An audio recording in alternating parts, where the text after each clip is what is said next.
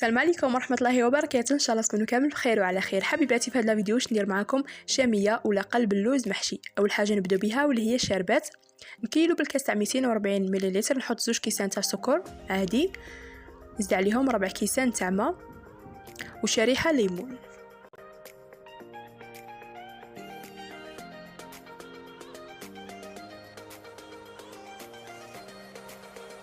نخلطهم مليح حتى يذوب لي هذاك السكر. من بعد نحطهم على نار تكون متوسطه.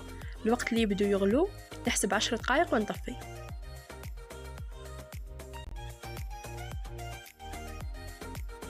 ومن جهه ثانيه حبيباتي نجيب 4 كيسان نتاع كما كتشوفوا التشيشه خاصه بقلب اللوز ولا تيشه غليظه.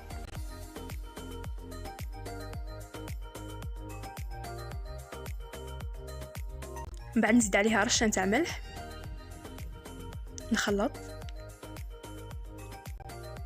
هنا حبيباتي نروحوا نحضروا مع بعض هذا الخليط واللي هو نص كاس ماء زهر، نص كاس ماء. من بعد نزيد عليهم 2 كيسان تاع سكر، نحطهم في كسرونه نخلطوهم مليح حتى يذوب لي هذاك السكر وهذا الخليط يولي اللون تاعه ابيض. هنا حبيباتي ما ديروش السكر فوق هذاك التشيشه باش ما تجيكمش هاد الشاميه يابسه. هنا حبيباتي كنت مكيله نص كاس تاع زبده دايبه كما كتشوفوا تدفق ليا. نبسس به هاد التشيشه وانا راني حاطه هذيك الكسرونه نتاع الماء والماء زهر والسكر يغلو ليا. هنا حبيباتي قلت لكم راني باغيه هذاك السكر برك يذوب ليا.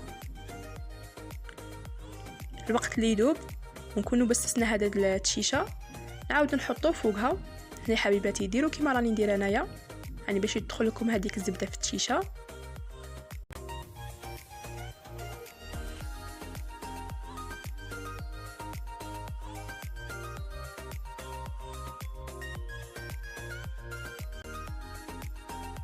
من بعد ما داب لي هذاك السكر كما شفتوا الخليط ولا اللون تاعه ابيض، نعاود نحطها فوق هذاك التشيشه اللي كنت بسستها من قبل ونبدا نخلط. هنا حبيباتي ما تعجنوش، خلطوا برك.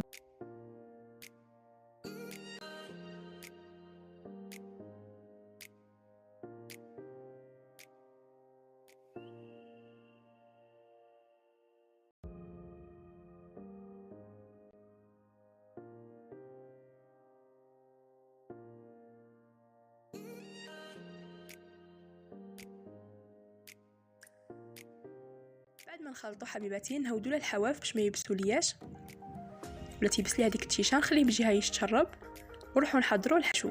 هنايا كيلت كاس تاع كاوكاو كنت حمصته من قبل وطحنته. هنا كيلت بنفس الكاس حبيباتي اللي كيلت به من قبل، مغرف معمره مليح من الكاكاو. كما تشوفوا الكاكاو بني، ما ديروش هذاك الكاكاو المر باش ما يجيكمش مر بزاف. نخلطهم مع بعض. وبالنسبه للصينيه حبيباتي المقاس تاعها 30 سنتيم على 24 سنتيم كنت درت لها الزيت، لازم ندير لها في الحواف تاني.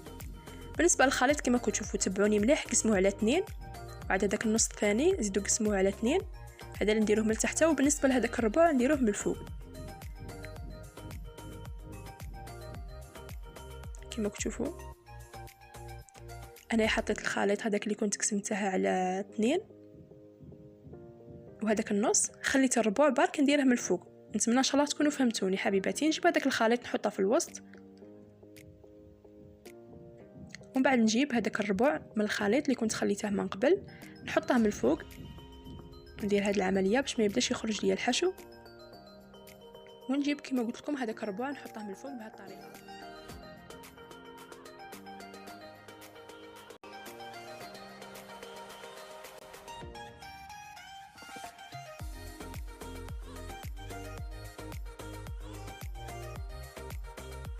نبدا نضغط مليح حتى يهود لي هذا الخليط كما كتشوفوا على كامل الصينيه. لكن نشوف بلاصه بدا يبان من هذاك الكاكاو والكاوكاو، نبدا نزيد لها من الجهه اللي ما فيهاش الكاوكاو والكاكاو باش ما يخرجليش الحشو.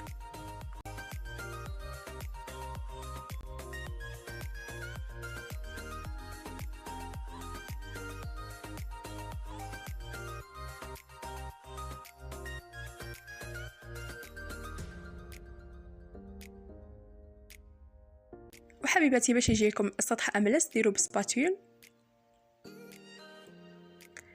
كما كتشوفوا بهذه الطريقه. في هذا الوقت كنت مشعله على الفرن من الفوق من تحت نخليه يحمى مليح.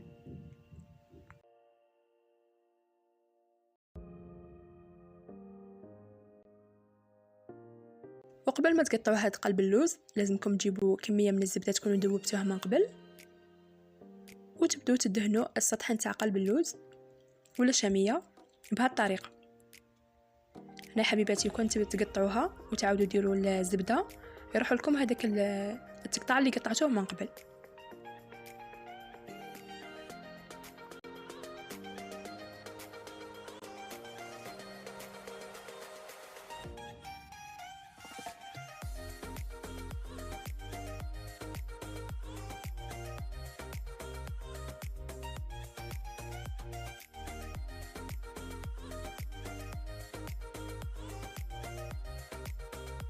لما نشني نقطعها راني نرسم برك باش نحط هذوك الحبات نتاع اللوز. كما شفتوا طريقه سهله بزاف، نتمنى ان شاء الله انكم تجربوها. انا كنت قسمتها على 12.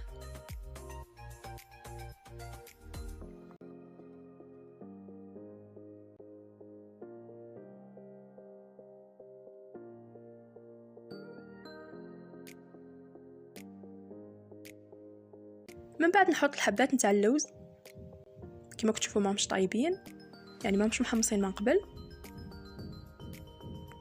من بعد نطفي على الفرن من الفوقان نخليه من تحت برك. ندخل هاد الصينيه الوقت اللي نحس الجوانب تاعها حمار مليح مليح نعاود نشعل من الفوقان ونخليها تحمر. هنا نروح ندخلها ونعاود نرجع لكم. حبيباتي بالنسبه للشربات هنايا نزيدها، تنجموا ديروا نص كاس تاع مازهر ولا حتى الكاس وتخلوه بجهه. هنا حبيباتي هذه هي الشاميه بعد ما طابت ليا، كنت كما كتشوفوا الجوانب تاعها حمرتهم مليح ومن بعد عاود شعلت من الفوقه.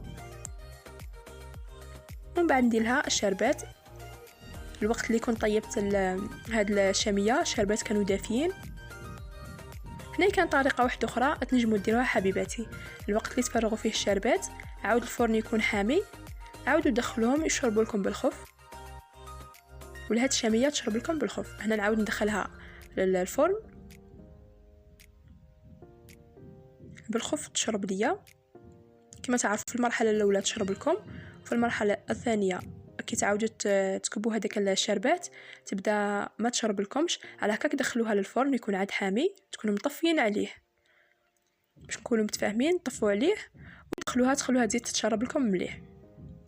حبيباتي هذه هي الشاميه المحشيه، نتمنى ان شاء الله انها تكون عجبتكم وحتى نتوما تجربوها في شهر رمضان. هنا يا حبيباتي حتى يفوتوا 8 سوايع عاد تقطعوها ولا تنجموا تخدموها في الليل وغدوه من داك تفطروا بها.